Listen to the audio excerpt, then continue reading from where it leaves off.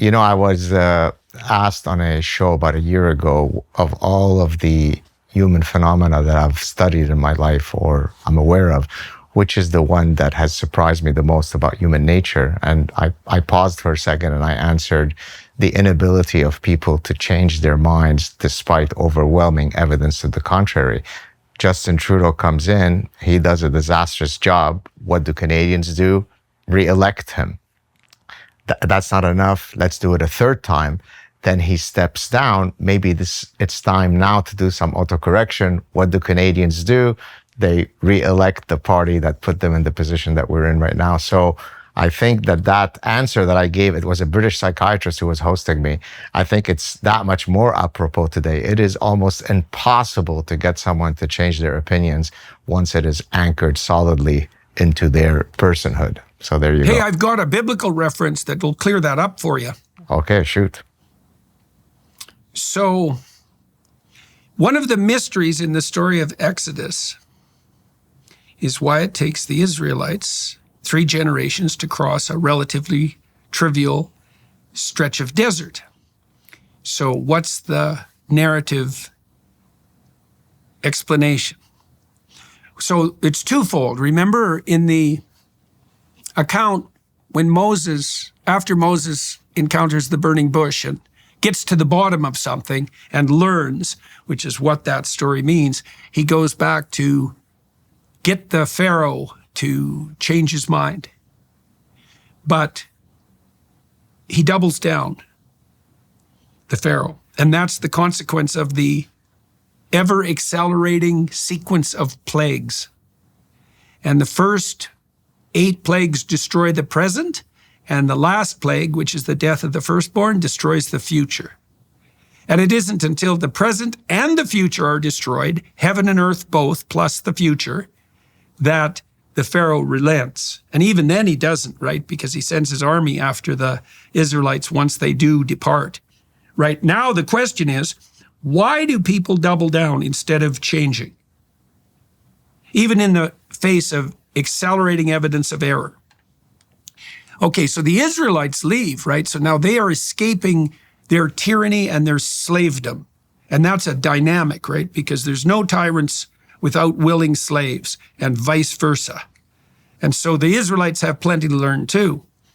And so the first thing that happens to them is the chaos of the Red Sea, and that's chaos and blood.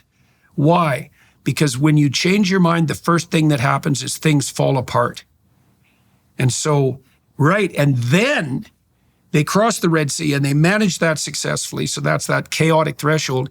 And then they wander in the goddamn desert for 3 generations. Right, why? Because at least under the tyranny, they knew what to do.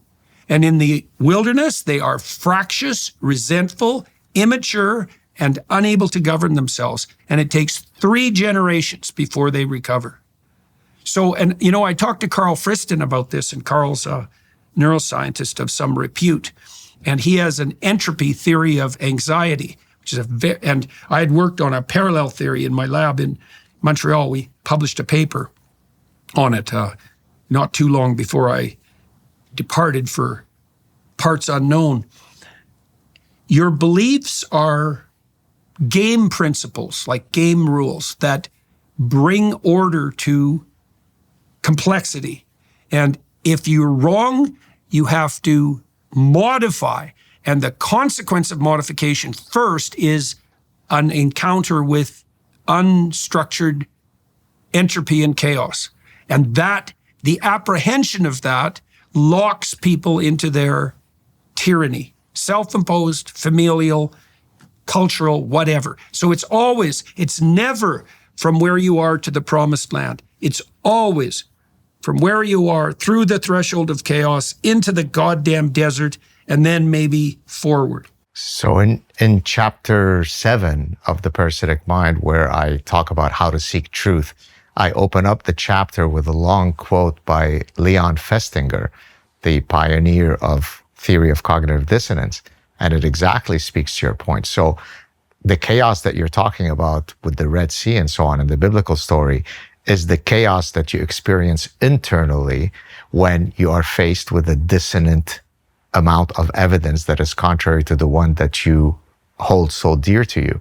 And so it is no accident that this incredible quote by Leon Festinger, I obviously don't have it memorized here, but basically he's saying that there is no ends to which people will go to in order to maintain the coherence of their current belief system, irrespective of the amount of contrary evidence that they are exposed to, because then that triggers cognitive dissonance. And as a matter of fact, paradoxically, what often happens, as I'm sure you know, Jordan, when I expose you to contrary information, it only solidifies your position.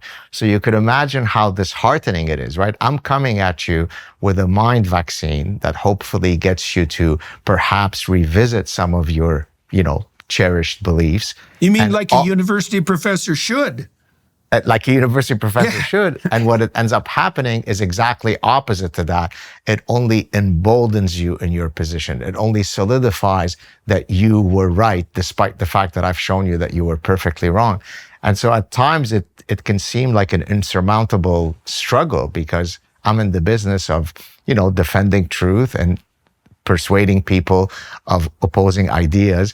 But in most of the cases, it's la, la, la, I don't want to hear it. And that's why I talk about ostrich parasitic syndrome in the previous book, because while the ostrich doesn't literally bury its head in the sand, the metaphor is very apt, which is, I don't want to face reality. It's willful blindness. It's willful blindness. And so it's a very difficult game. In the Egyptian mythology, the god of the state, they had a god of the state, Osiris. And Osiris was a great exploratory and nation-founding hero in his youth, awake and alert and curious, able to transform and to bring order. But as he ages, he becomes ossified, and that's sped along by the fact that he's willfully blind. That's in the Egyptian theology. Now, he has a brother, an evil brother, Seth. And Seth is the origin of the word Satan, by the way, through the Coptic Christians. And Seth is the eternal evil brother of the willfully blind king. And when Osiris is sufficiently old and sufficiently willfully blind, which means unwilling to understand the usurping motivations of his evil brother, Osiris chops him up into pieces and spreads his parts around Egypt. In fact, the Egyptians regarded each Egyptian province as a piece of Osiris, right? So that body would come together as an integrated state. When he can't kill Osiris, because Osiris is a deity, so there's no killing him, but you can make sure everything falls to pieces. So that's the blindness of institutions once established. They ossify, and then they turn a blind eye to the machinations of the usurper, right? Okay, so Osiris is now scattered all across the landscape. And so things have fallen apart, right? People say that about their own life. Everything fell apart. His wife is queen of the underworld, Isis, and she rules the domain of the underworld and chaos, which is where you go when things fall apart. And she makes her appearance, right? So that's the renewal of the social order by what? The plenitude and terror of nature. And she finds Osiris's phallus, so the vessel of the seminal idea, and she makes herself pregnant and has a son. The son is Horus. Horus is the Egyptian god of the eye, the famous Egyptian eye with the fully open pupil, and he's also a falcon, because birds of prey have the most acute vision.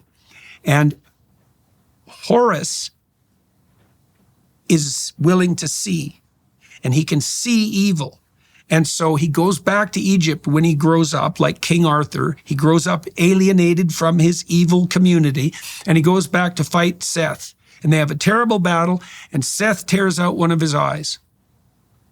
And they continue to fight, and Horus gets the eye back, and he banishes Seth to the nether regions of the cosmos. No killing him, because the force that usurps and parasitizes, never dies.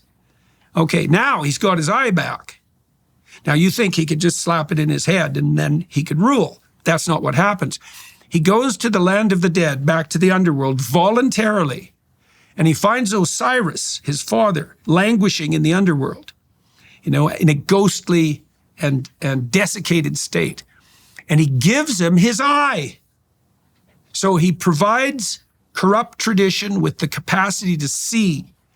And then Osiris awakens and they unite, and it's the union of Osiris and Horus that is the proper sovereign of the state and the soul of the pharaoh. Nice. Isn't that something? That's nice. I guess that's why you love to study ancient themes to link them to current realities, right? Well, it's so brilliant. The Mesopotamians, too, worshipped vision, attention, for exactly the same reason. It's exactly what we're talking about. You talk about people turning a blind eye. There are none so blind as those who will not see. The deity of the revivification of the corrupt state for the Egyptians was literally the open eye. Pay attention, right? And for the Mesopotamians, it was twofold. Pay attention and speak the proper words.